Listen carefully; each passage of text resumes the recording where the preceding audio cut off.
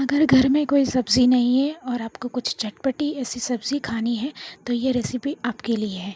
ये मिक्स दाल की बड़ी है। हम इस बड़ी को पूरे साल के लिए भी स्टोरेज करके रख सकते हैं और 5 से 7 मिनट के लिए इस सब्ज़ी को बना के तुरंत ही खा सकते हैं। ये बड़ी के बनाने के लिए मैं आपको कुछ टिप्स और ट्रिक्स बनाऊंगी।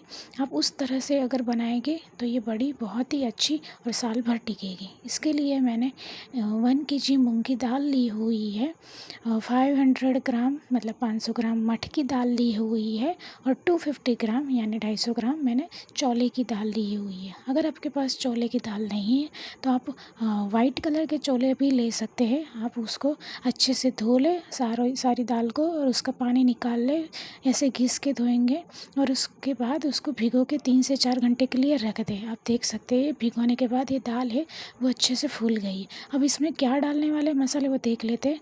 मैंने पूरा डब्बा भर के लहसुन छील लिया है, स्वाद के अनुसार नमक, मैंने आधा कटोरी सौंफ लिया है और 1 कटोरी छोटी कटोरी जो जीरा लिया हुआ है और थोड़ा सा कोरिएंडर लिया हुआ है। अब मैंने इसको अच्छे से मिक्सर में पेस्ट कर लिया है। इसको ज़्यादा बारीक भी नहीं करना है और ज़्यादा मोटा भी करने का नहीं है।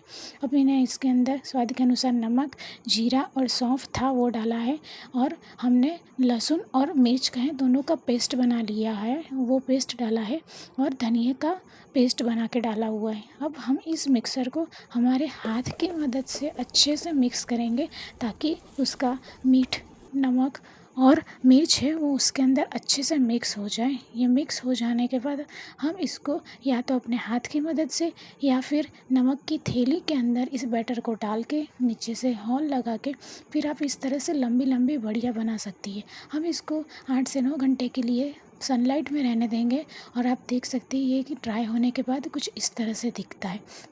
मैं आपको तोड़ के भी दिखाती हूँ ये कैसे दिखता है। आप देख सकते हो ड्राई होने के बाद ये कितना इजीली भी ब्रेक हो रहा है, आप देख सकते हो।